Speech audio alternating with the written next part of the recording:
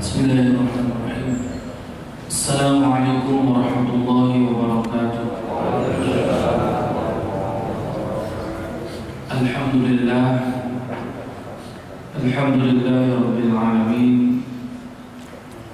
Wassalatu wassalamu ala asrafil anbiya'i wal mursalin wa ala alihi wa ashabihi ajma'in. Subhanaka la ilma lana illa ma 'allamtana innaka antal 'alimul hakim. Rabbi shrah li sadri wa yassir li amri wahlul 'uqdatam min lisani yafqahu qawli. Rabbi a'udzu bika min hamazati syayatin wa a'udzu bika rabbi an yahdurun. Ayyuhal hadirun rahimakumullah, para jamaah yang Allah muliakan, para bapak ibu yang berbahagia, alhamdulillah pada kesempatan pagi hari ini kita semuanya masih diberikan nikmat oleh Allah Subhanahu wa taala. Bahkan kenikmatan yang luar biasa yang Allah berikan kepada kita di pagi hari ini, yang menjadi bahagian dari modal hidup kita pada hari ini. Entah kita dikasihnya sampai jam berapa kita nggak tahu, Pak. Mungkin dikasihnya sampai nanti zuhur, mungkin dikasihnya sampai asar, mungkin dikasihnya sampai malam lagi, mungkin dikasihnya sampai esok, Allah kita nggak tahu. Tapi keunikan pagi ini sesungguhnya memberikan harapan kepada kita. Makanya kalau orang seharian bisa melakukan ma'isyah, ya, entah mungkin yang di kantor, di ladang, di pasar dan yang lain sebagainya, kemudian dia katakan bahwa atau dia merasakan bahwa apa yang dihasilkannya karena kerja keras dirinya, sesungguhnya dia lupa dengan pagi hari. Karena pagi hari ini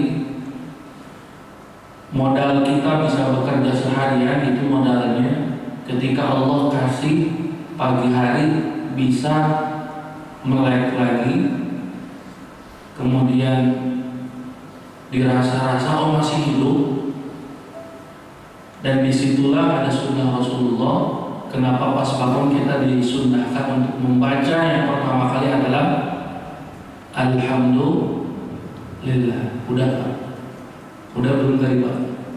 Alhamdulillahilladzi ahyana ba'dama amatana wa ilaihi nusyur. Itu modal kita bersyukur kepada Allah Subhanahu wa taala. Ya Allah, segala puji bagimu, pujian bagi Allah Subhanahu wa taala yang telah menitipkan kembali hidup, dan dengan titipan hidup ini kita diberikan peluang lagi untuk masuk kantor, diberikan peluang lagi untuk ke pasar, diberikan peluang lagi untuk ma'isyah kita yang lainnya. Ini pagi hari ini Allah berikan nikmat itu kepada kita semua. Alhamdulillah. Terima kasih Allah pagi hari ini dikasih kesempatan hidup untuk mengisi hari kita di hari ini. Mudah-mudahan yang Allah muliakan, ungkapan yang pertama kali kita ucapkan kepada Allah dengan ungkapan rasa syukur kita kepada Allah, pujian kita kepada Allah, akan membentengi kita, akan mengingatkan kita terus dalam kehidupan kita bahwa pertama kali yang harus terungkap dari setiap kita dan terucap oleh setiap kita adalah pujian.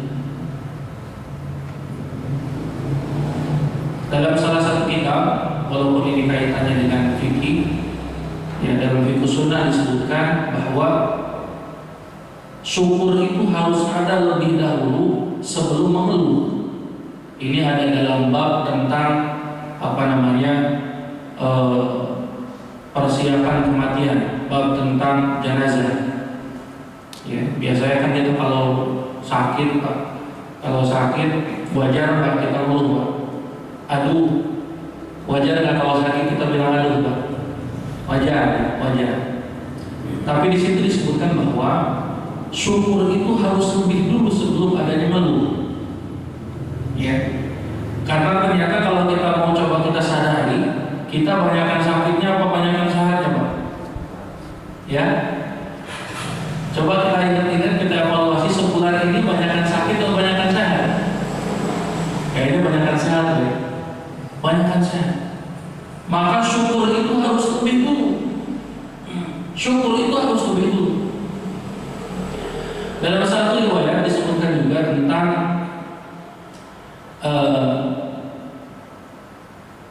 seseorang yang meninggal anaknya, orang yang dikasihinya.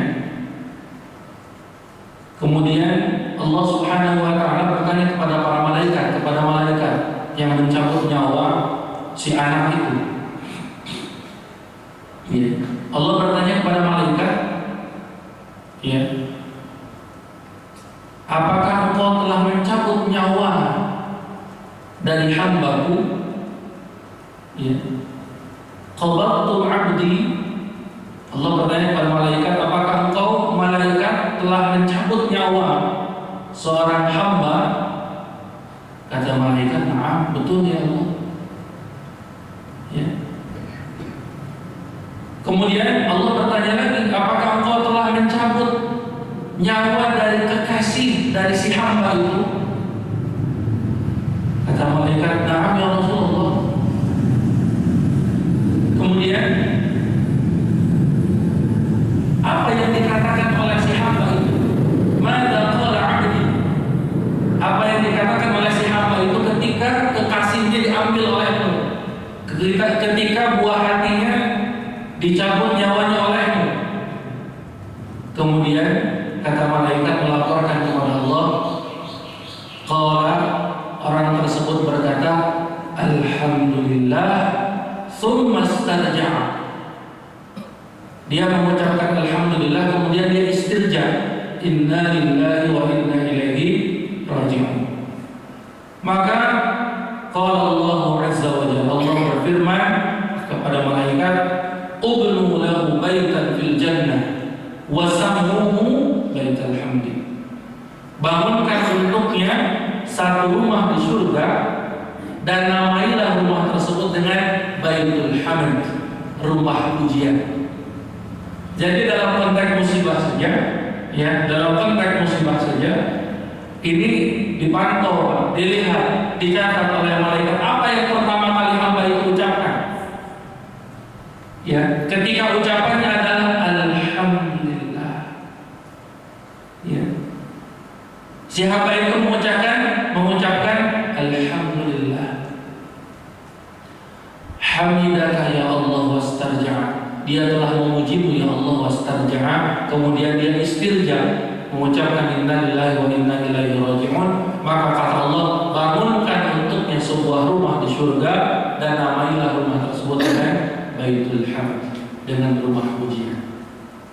Mudah-mudahan jemaah yang memuliakan, apalagi kalau konteksnya kenikmatan, apalagi kalau konteksnya kebahagiaan, apalagi kalau yang kita rasakan pagi hari ini, ya, alhamdulillah bisa melihat lagi, alhamdulillah masih bisa bergerak. Maka bergeraknya pagi hari yang terbaik adalah bergerak menuju Allah Subhanahu wa taala. Dan alhamdulillah pagi hari ini Bapak Ibu semuanya sudah melangkahkan kakinya menuju Masjid Allah, menyeru panggilan Allah Subhanahu wa taala.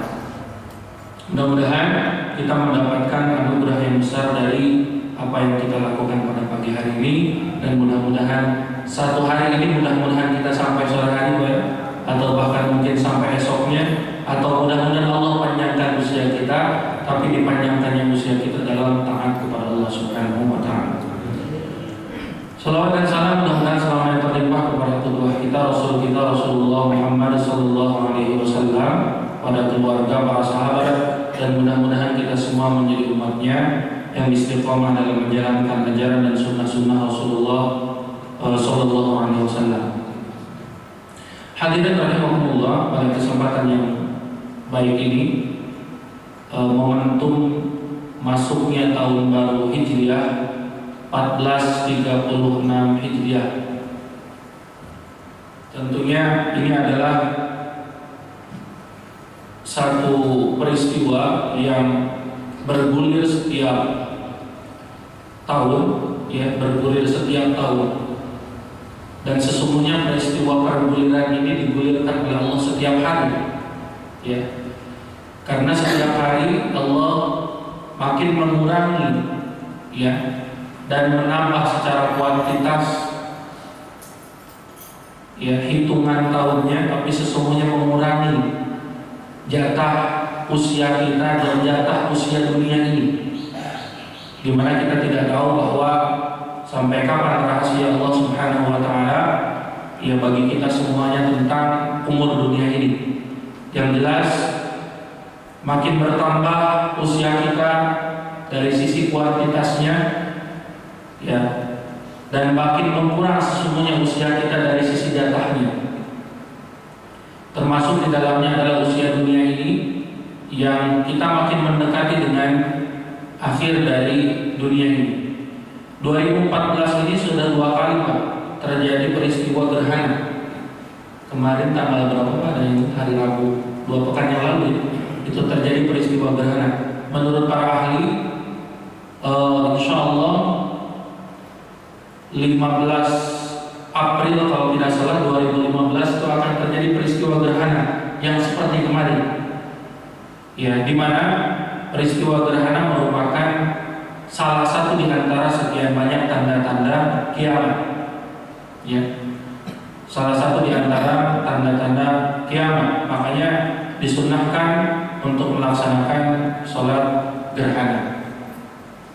Nah, jemaah yang Allah muliakan, momentum perubahan dan pergantian tahun baru Islam ini mudah-mudahan jangan sampai hanya sebatas ada seremoni, baik itu bentuknya peringatan atau mungkin bentuknya hal yang lainnya menyemarakan tahun baru Islam, tapi kita tidak mendapatkan apa inti dari pesan Hijriah itu, apa inti dari pesan pergantian tahun baru itu. Hadirin yang Allah muliakan, dalam salah satu sabda Rasulullah Shallallahu Alaihi Wasallam, Rasul menyampaikan kepada kita semuanya sebuah pesan yang pendek tapi maknanya sungguh dalam.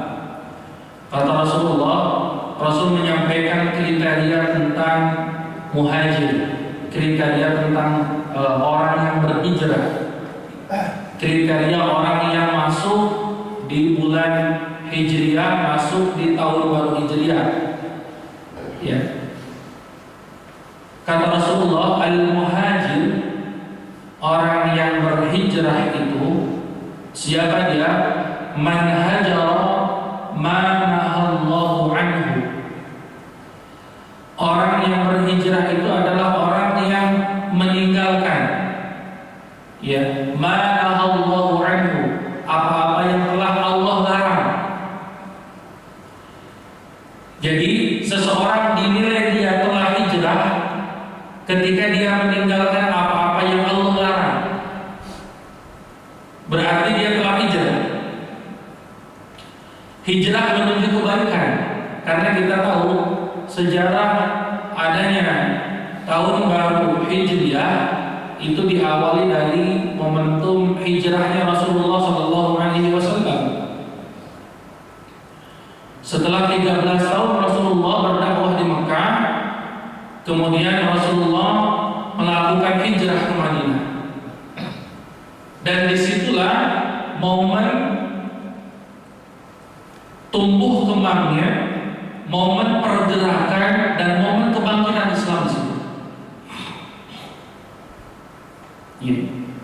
Cuman kan masalahnya kita sekarang tidak diamanahkan lagi oleh Rasul, tidak diperintahkan lagi oleh Rasulullah hijrahnya dari sisi hijrah Makkah. Ya. udah bosan nih di Indonesia gitu kan, ya kita hijrah aja ke Malaysia, kita hijrah aja ke tempat lain, kita hijrah aja ke negeri lain. Saat ini hijrahnya bukan hijrah Makkah, tapi hijrah yang kita lakukan sekarang adalah hijrah maknawi. Ya, hijrah secara maknawi. Ini yang hijrah yang kita lakukan sekarang.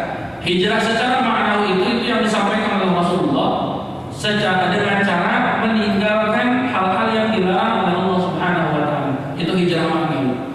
Bahwa kriteria orang hijrah itu adalah man hajara ma nahallahu anhu.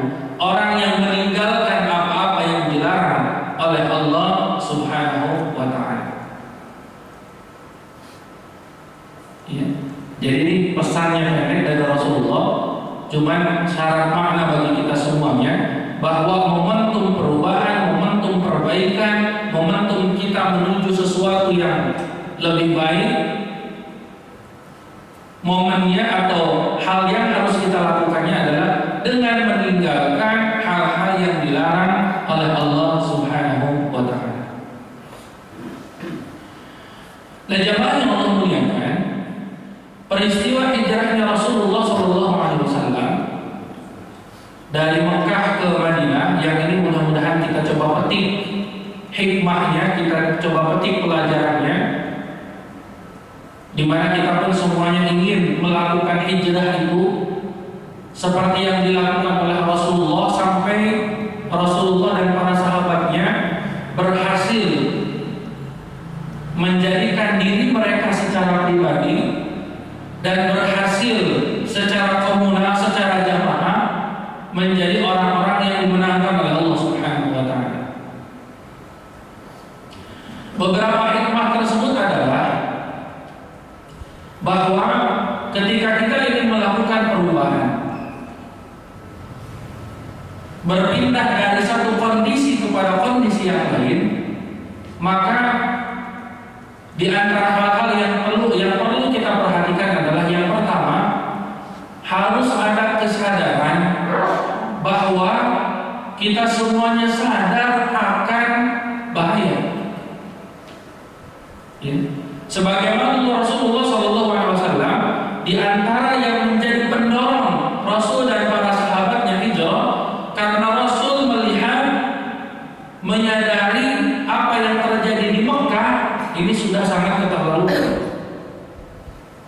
Jadi kita sedikit melihat Rasulullah, sejarah Rasulullah, bagaimana orang-orang kafir Quraisy itu, ya, mereka berkumpul dari seluruh kabilahnya, satu kepentingannya, gimana caranya menghabisi Rasulullah. Saat itu ada 3 pendapat yang mengemuka. Ya. Pendapat pertama, bagaimana kalau Rasul kita usir aja dari Mekah. Ya. Jadi Rasul diusir dari Mekah, terserah dia mau kemana. Kemudian pendapat itu dibantah. Kalau Rasul diusir dari Mekah, misalnya dipindahkan ke Madinah, nanti Rasulullah di sana akan membangun kekuatan. Dan ketika mereka Rasul dan para sahabat yang membangun kekuatan baru, ya, kemudian berhasil membentuk sebuah jemaah yang besar, maka nanti nasib kita gimana nih menghadapi pasukan yang besar itu? Usul ini ditolak. Kemudian yang kedua, usulnya adalah gimana kalau Rasulullah kita penjarakan saja. Jadi nggak usah diusir keluar, tetap di Mekah tapi dipenjarakan. Usul ini pun ditolak. Kenapa ditolak? Karena kalau Nabi dipenjarakan, nanti akan beredar informasi di luar, ya, beredar informasi di luar yang menyudutkan kabilah-kabilah, yang menyudutkan para pembesar Quraisy tentang perbuatan mereka kepada penduduknya sendiri. Karena memang Rasulullah SAW terkenal dengan kejujurannya, terkenal dengan kebaikannya. Jadi alasannya apa yang menyebabkan mereka harus memenjara Rasulullah? Apakah karena perbedaan pendapat saja?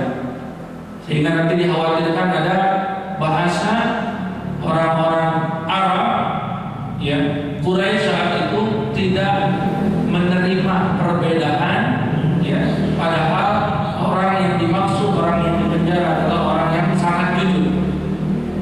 Itu sudah terkenal. Kemudian yang ketiga, yang dalam surah disebutkan, pendapat ini muncul dari seorang kakek-kakek yang disebutkan iblis yang menjelma menjadi seorang kakek yang tiba-tiba datang ke perkumpulan itu, kemudian menyampaikan satu usul.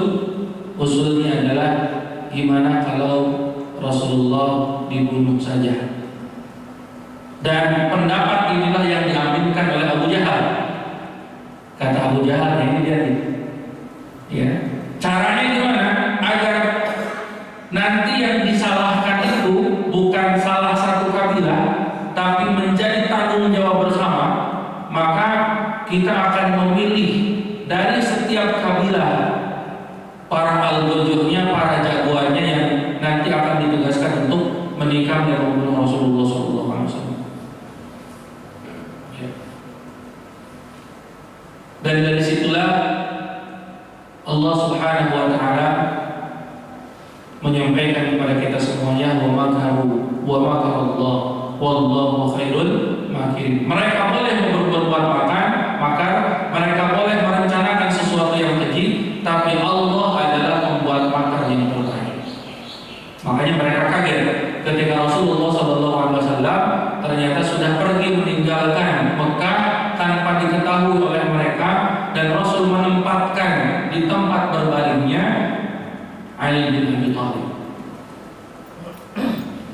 Nah, ini beberapa peristiwa menjelang hijrahnya Rasulullah SAW, di mana Rasulullah SAW menyadari bahwa Mekah ini sementara itu, ya, sudah dipenuhi dengan bahaya, dan Rasulullah bukan hanya sebatas untuk menyelamatkan diri, tapi Rasulullah, ya, yang ini merupakan strategi dari Allah Subhanahu wa Ta'ala, pergi ke Madinah untuk menancapkan tonggak-tonggak baru peradaban Islam dari sana.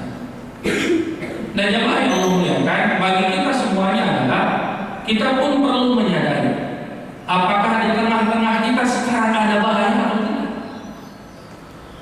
Apakah kondisi kita, keadaan kita aman-aman saja atau tidak. Saya bukan berarti mau mengatakan bahwa kita sedang dalam kondisi yang mengerikan. Tidak, insya Allah kita berdoa kepada Allah, kita dalam kondisi baik-baik saja. Tapi jemaah yang Allah muliakan, yang perlu kita sadari adalah bahwa orang-orang yang ingin menjadikan atau menjauhkan masyarakat kita dari Islam itu senantiasa terus bekerja dan berbuat, gak berhenti, Pak. Ya, gak berhenti. Karena kenapa? Iblis sendiri meminta tangguhnya sampai kapan? Sampai yaumul qiyamah. Anzirni ila yaumi yub'atsun, kata Iblis, berikan tangguh aku sampai hari kiamat.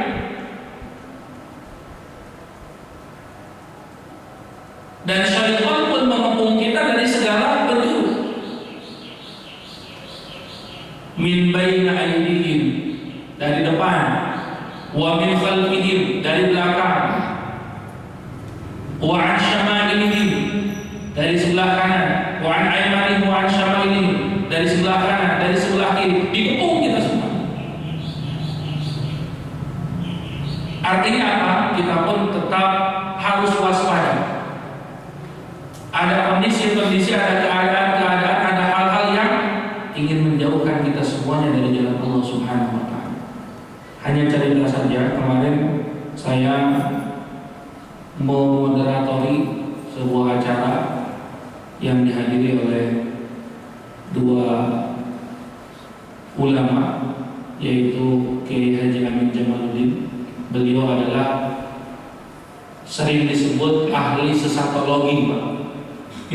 Ahli sesatologi. Maksudnya apa? Memang beliau ini jarang kiai, jarang ulama yang concernnya adalah memantau aliran-aliran sesat. Jarang. Ya.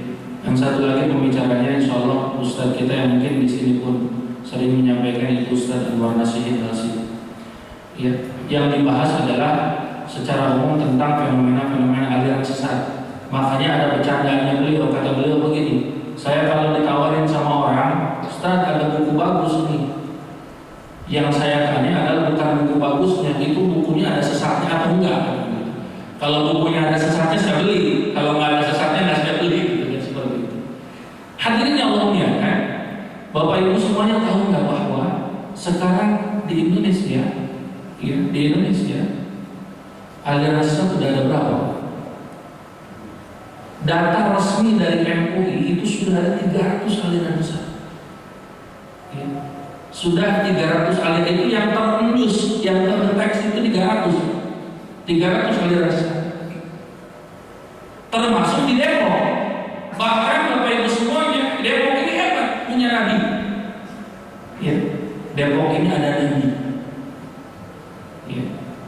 Dan yang melaporkan nabi ini, yang akhirnya ditangkap polisi, ya, itu Ustadz Amin Jamaluddin ini. Dia laporin ke polisi.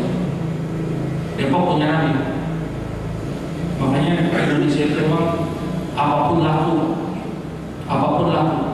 termasuk aliran sesat pun laku di Indonesia. Yang jadi pengikutnya, bahkan yang menjadi tokohnya bukan orang biasanya, orang intelek. Ya.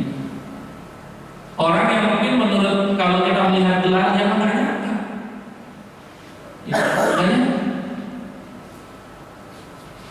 Di Indonesia nabi ada, malaikat ada, Tuhan juga ada, apa yang aku Tuhan. Ya.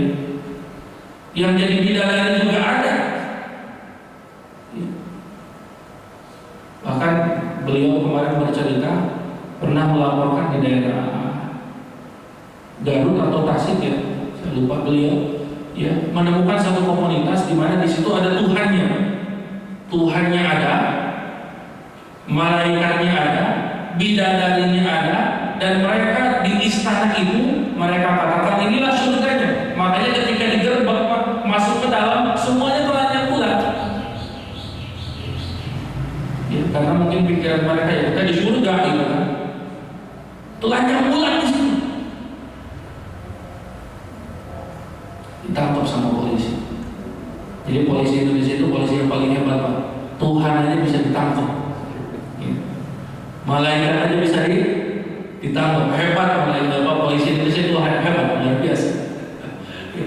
Nah, jemaah yang memuliakan, kita mengingatkan diri kita harus menyadarkan diri kita, ya, di sekitar kita ancaman terhadap akidah ini luar biasa dahsyat. Dan bahkan yang berbahaya adalah ketika mereka melakukan aktivitasnya, ya, dengan kedok-kedok yang itu menyilaukan mata masyarakat. Terutama yang disampaikan adalah mereka bergerak di bidang sosial, yang terkadang kita semuanya, masyarakat kita menganggap ini orang baik, ngasih ke kita. Tapi di situ ada misi untuk memasukkan pesan-pesan ideologinya untuk bisa diterima, dan nanti pada akhirnya mereka akan merasa didukung oleh masyarakat.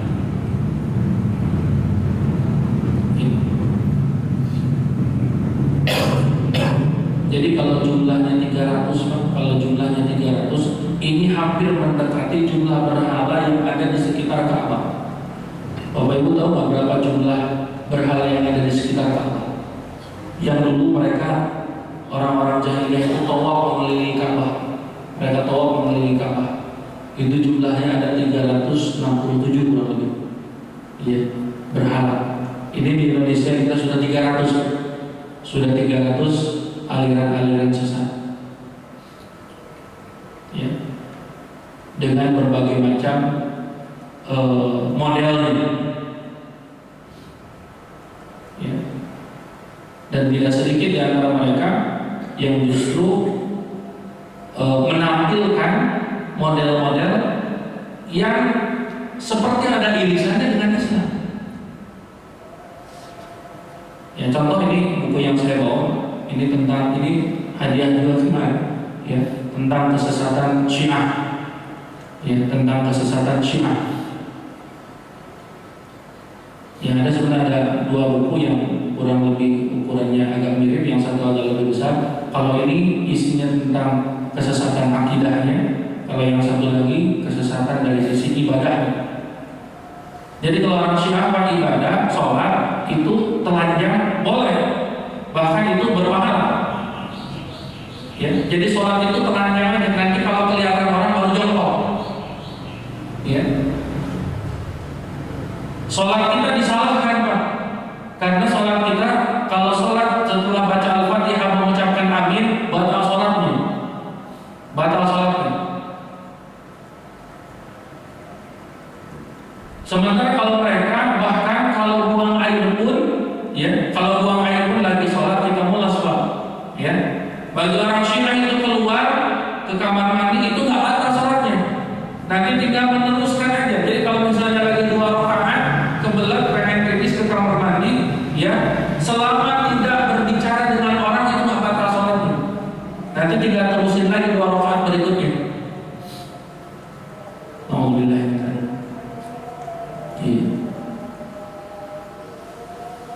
Dan jamaah semuanya ini ada di Indonesia. Dan bahkan pada momentum Muharram ini, biasanya mereka melakukan aktivitas-aktivitas sebagaimana induknya di negeri asalnya mereka melakukan aktivitas itu. Ada hari ratapan, ya, yang dilakukan di Karbala. Jemaah semuanya kalau lihat videonya itu peristiwa hari Asyura yang diperingati di sana, ya. Mereka meratapi kepergiannya Hasan dan Husain. Mereka menyakiti dirinya, ya. Anak-anak itu sudah dilukai dengan pisau sampai berdarah-darah. Kalau mungkin usianya dia dewasa, itu bukan pisau lagi tapi golok, dipukul-pukulkan ke tubuhnya, ya, sampai ada yang terluka habis, ya, di daerah punggungnya, di daerah badannya. Setelah itu ya dibawa ke dokter, dibawa ke rumah sakit, dijahit kembali.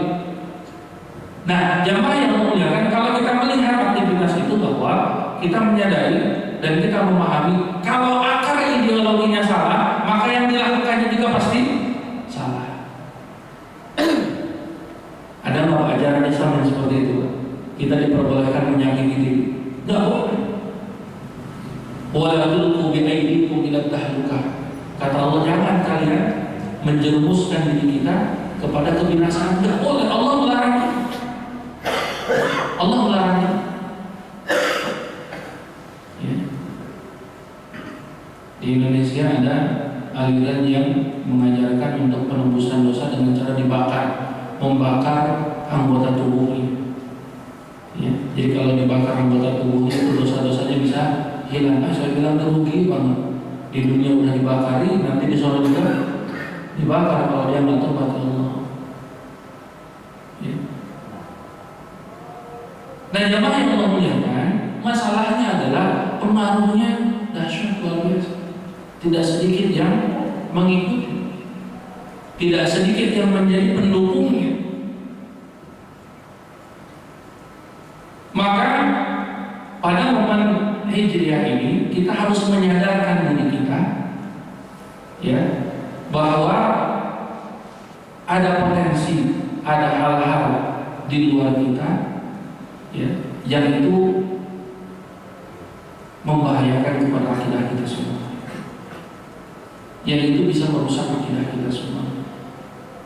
Sehingga yuk kita kembali kepada Al-Quran dan Sunnah Rasulullah SAW. Yuk kita kembali kepada ajaran yang telah disampaikan oleh Rasul kepada kita bahwa taraktu fikum amrayn lan tadillu abada. Aku tinggalkan 2 perkara yang ketika kita berpegang teguh kepada 2 perkara itu, maka kalian akan selamat selama-lamanya, tidak akan pernah tersesat selama-lamanya. Jamaah yang memuliakan, wakil wali kota kita Dr. Idris Abdus Somad, Kiai Haji Dr. Idris Abdus Somad, beliau bercerita dalam sebuah acara mengenai Syiah ini. Beliau dulu setelah lulus doktor, beliau pergi ke Madinah, kuliah ke Madinah. Sementara temannya itu kuliahnya bukan ke Madinah, kuliahnya kemana? Kuliahnya ke Iran. Ini cerita beliau, ya. Jadi Dr. Idris ke Madinah, ya, kemudian temannya ke Iran. 1 tahun setelah berjalan, keduanya pulang ke Indonesia. Ya, ketemulah reuni. Ketika ketemu reuni, ngobrol-ngobrol. Ya, ketika ngobrol-ngobrol, nanya Dr. Idris kapan mau kembali ke Iran. Dia bilang, saya nggak balik lagi ke Iran. Kenapa? Saya nggak kuat kuliah di sana. Kenapa nggak kuat? Jadi jemaah yang Allah muliakan, dia bercerita, temannya Dr. Idris bercerita, masa perkuliahan ketika mengawali pembelajaran ada doa yang harus diaminkan dan dibacakan oleh semua mahasiswa. Doanya apa? Allahumma al'in Abu Bakar, Allahumma al'in Umar, Allahumma al'in Utsman. Ya Allah, laknatlah Abu Bakar, laknatlah Utsman, laknatlah Umar. Itu setiap mau mengawali pembelajaran dibacakan doa itu. Allahumma al'in Abu Bakar, Allahumma al'in Umar, Allahumma al'in Utsman. Ali tidak disebut. Kenapa? Karena bagi mereka Ali itu adalah Tuhan.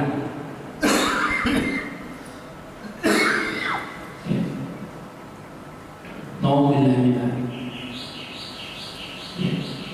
Bayangkan sahabat Rasulullah sallallahu alaihi wasallam radhiyallahu anhum, Abu Bakar, Utsman, Umar, yang mereka adalah orang-orang muhajir, orang-orang yang pertama kali ikut hijrah dengan Rasulullah, membela Rasulullah sallallahu alaihi wasallam, dan mereka termasuk ya 10 orang ya yang dijamin masuk surga Allah Subhanahu wa taala ketika mereka masih ada, belum wafat, ya. Mereka didoakan dengan laknat dari Allah Subhanahu wa taala. Alhamdulillah. Nah, ini yang pertama. Maka yuk kita kembali kepada Al-Quran, momen hijriah ini, ya, karena di luar sana, di sekitar kita, ya, ini bukan makin surut, makin apa? Makin apa? Ya. Apalagi nauzubillah kalau misalnya kerannya semakin dibuka, ya, Indonesia menjadi tempat yang apa aja silakan masuk. Pasar bebas bukan hanya sebatas kebebasan berdagang dari sisi produk konsumtif bagi ini, tapi pasar bebas pun dimanfaatkan untuk menjual ideologi, memasarkan ideologi di tengah masyarakat. Ada salah satu keterangan dari Rasulullah SAW menyampaikan kepada kita, sayati aqwamun yujadilunakum bisyubhatil Qur'an. Akan datang suatu kaum yang mendebat kalian dengan syubhat-syubhat Al-Qur'an. Maka kata Rasulullah, fajadiluhum bisunnah. Maka hadapilah mereka dengan sunnah Rasulullah SAW. Makanya kalau kita interaksi dengan Al-Qur'annya, tidak intens, tidak maksimal, ya, maka kita kehilangan pedoman hidup kita yang sesungguhnya, kehilangan arah. Karena kenapa? Karena kita jarang interaksi dengan kitabullah dan sunnah Rasulullah SAW. Jadi ini yang pertama, sadari bahwa ya, momentum kebangkitan Islam ini, pergerakan kebangkitan Islam ini selalu ada yang merintanginya, selalu ada yang ingin menjegalnya, ya, selalu ada yang ingin atau yang tidak ingin Islam ini berkembang, Islam ini maju, dan Islam ini meraih kejayaan dan kesuksesannya, baik dari sisi individu ataupun dari sisi Kemudian yang kedua, yang Allah muliakan, setelah kita membangun kesadaran kita dan kita pun membangun kesadaran masyarakat bahwa ada hal-hal yang ini bisa menjadi kerugian bagi kita semua, maka yang berikutnya adalah kita harus membangun kesadaran untuk berbuat. Apa yang harus kita lakukan? Dan dengan cara apa dan dengan jalan apa kita melakukannya? Nah, jamaah yang memuliakan, gambaran masyarakat kita banyak yang mengetahui bahaya tapi dia tidak bergerak apa-apa. Dia tidak melakukan apa-apa. Banyak yang menyadari ini penyakit, kemudian dia diam saja tidak melakukan apa-apa. Maka ada satu tugas bagi kita semuanya, maka kita harus melakukan sesuatu sebagaimana Rasulullah SAW melakukan sesuatu. Bahkan dalam surah disebutkan Rasulullah waktu malam hari keluar, karena kan para sahabat itu sudah keluar yang lain, Pak. Tinggal Rasulullah, Abu Bakar, ada Ali yang ditempatkan di tempat tidurnya, ya. Rasulullah dan Abu Bakar itu keluar di tengah malam, ya. Dan dalam perjalanan itu Rasul berlari agak cepat, berjalan agak cepat, ya, berjalan agak cepat. Dan ketika Rasulullah naik, ya, menuju persembunyian di gua Tur itu, disebutkan dalam sirah kaki Rasul itu sampai lecet, bebatuan yang tajam-tajam luar biasa. Kalau sekarang kabarnya bagi jamaah yang sudah naik haji kan, naik ke atas itu sudah ada itu ya, banyak apa? Tangganya sudah enak. Dulu Rasul belum seperti itu. Rasul menaiki tangga itu dalam kondisi kakinya bengkak dan Rasul sampai jinjit menahan rasa sakitnya. Ini Rasulullah. Jadi Nabi kebal apa? Pak, Nabi kebal apa? Nabi nggak kebal sampai Rasul bengkak, sampai Rasul itu lecet. Ini menunjukkan perjuangan Rasulullah SAW dan sahabatnya Abu Bakar. Dalam gua Abu Bakar menahan rasa sakit ketika harus menjaga Rasulullah yang sedang tertidur di pembalingannya, jangan sampai Nabi bangun. Dia melihat ada binatang yang berbahaya yang berbisa, kemudian dia tutup, ya, dengan kaki, ditutup buka lubangnya, ditutup oleh Abu Bakar, disengat Abu Bakar, dan dia tidak berteriak. Kenapa nggak berteriak? Dia tahan, sakit pas sakit. Ya.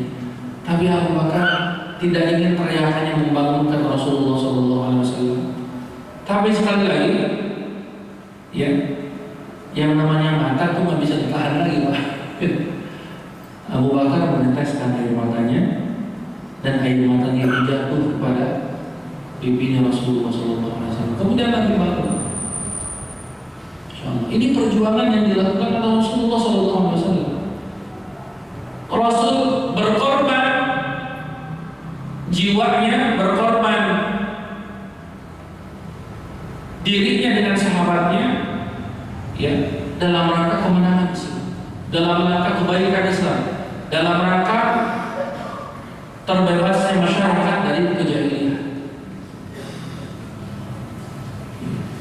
Dan setelah itu dikejar oleh orang-orang kafir Quraisy, sudah masuk di mulut buahnya, ya, itu sudah kelihatan sebenarnya kalau dia mereka melihat ke bawah saja, melihat jempol kaki mereka melihat mau ada Rasulullah dan sahabatnya di sini.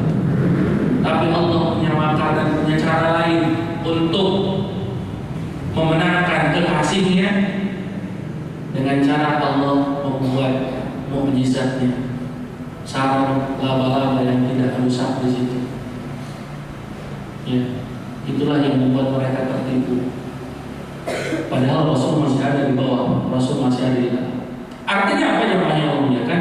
Kita harus melakukan sesuatu, tapi yang kita lakukan harus berdasarkan apa yang Allah sampaikan kepada kita. Harus berdasarkan petunjuk Allah Subhanahu wa taala.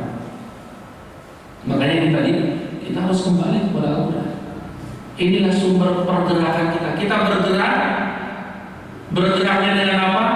Kitabullah, dengan kitabullah dan sunnah Rasulullah SAW, dengan petunjuk Allah Subhanahu wa Ta'ala.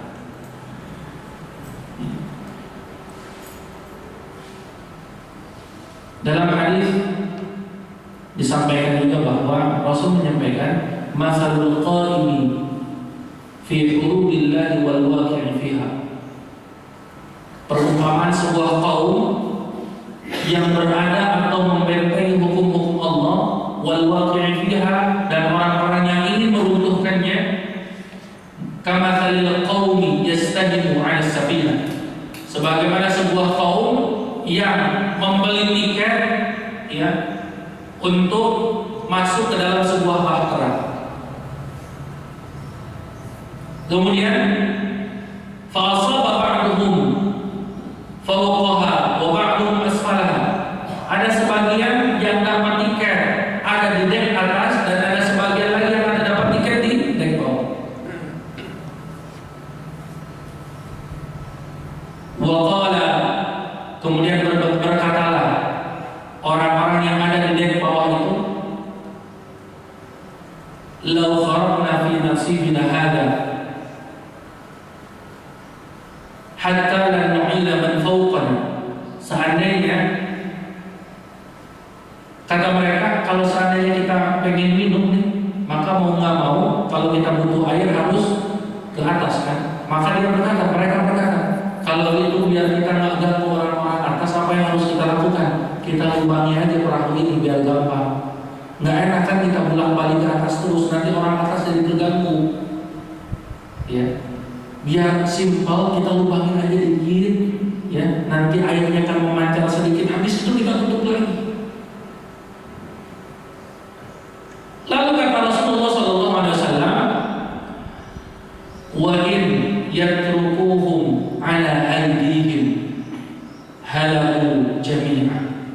Seandainya mereka membiarkan orang yang ada di perahu itu, membiarkan perbuatan mereka melubangi perahu itu, halaku jami'an, apa yang akan terjadi? Maka mereka akan tenggelam semuanya. Kemudian wa in akhadu, ketika mereka tampil untuk mencegah perbuatan itu, najau wa najau jami'an, maka mereka akan selamat dan akan selamatlah semua. Artinya apa? Amar ma'ruf nahi munkar. Kita harus tampil menjadi orang-orang yang mengajak masyarakat kepada kebaikan dan mencegah masyarakat dari segala kemungkaran. Ini yang kedua, lima yang memuliakan. Kemudian yang ketiga, adalah kita harus menyadarkan diri kita. Setelah kita siap dan sadar untuk bergerak, ya, siap dan sadar untuk bergerak. Yang ketiga adalah kita harus mencari, sebagaimana Rasulullah menetapkan sebuah tujuan, kemana harus berhijrahnya. Maka Rasul dengan izin Allah, dengan wahyu dari Allah, ditetapkanlah Madinah sebagai tempat tujuan hijrahnya. Makanya yang memuliakan, jangan sampai momentum perubahan ini kita hanya sebatas berubah dari satu kondisi ke kondisi yang menurut kita anggap ini baik, padahal sesungguhnya tidak baik menurut Allah. Maka ukuran kebaikan itu harus diukurnya dengan ukuran Allah, bukan dengan ukuran kita. Jadi kalau rasa-rasa, kalau kata orang Jawa rasanya, kalau menurut rasanya sih bisa jadi manusia tertipu. Karena rasanya saya belum tentu cocok dengan seleranya Allah.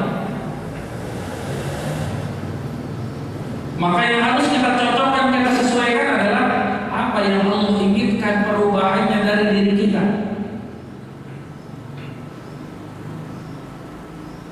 Ya. Perubahan yang Allah inginkan dari hijrah ini adalah tadi yang disampaikan pada hadis pertama, al-muhajir man hajar ma nahallahu dengan cara meninggalkan segala yang dilarang oleh Allah Subhanahu wa Ta'ala.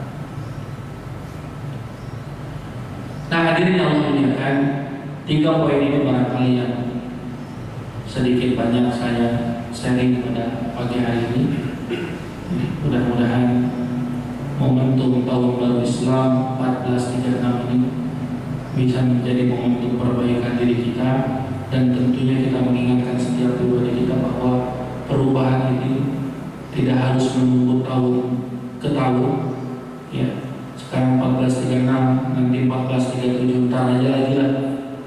Tapi setiap hari, setiap saat kita harus meningkatkan diri kita untuk semakin baik dan semakin lebih baik, ya, sehingga Allah Subhanahu wa Ta'ala menjadikan kita semuanya dalam kondisi ahsanu amala, orang-orang yang senantiasa baik amalnya karena upaya kita melakukan perbaikan, perubahan di setiap saat. Kemudian yang memuliakan, perubahan itu ada 2 hal yang perlu kita perhatikan juga, bahwa perubahan itu ada dimensinya, min qibalillah, yang kedua min qibalina. Ada min qibalillah wa min qibalinnas. Ada yang dari sisi Allah, ada yang dari sisi ikhtiar manusia. Perubahan itu hakikatnya datang. Cuman ada perubahan, ya, perubahan juga harus ada min qibalinnas, dari upaya ikhtiar yang kita lakukan, sehingga Allah memudahkan perubahan itu kepada kita semua. Karena kata Allah, "Innallaha la yughayyiru ma biqaumin hatta yughayyiru ma bi anfusihim." Allah tidak akan merubah nasib suatu kaum sampai kaum itu sendiri yang mau merubah nasibnya. Wallahu a'lam bishawab. Yang benar dari Allah, yang salah dari saya pribadi. Selamat tahun baru Islam, dan selamat menjadi orang-orang yang terbaik di sisi Allah Subhanahu wa Ta'ala. Barakallahu li wa lakum fil Qur'anil Karim wa nafa'ani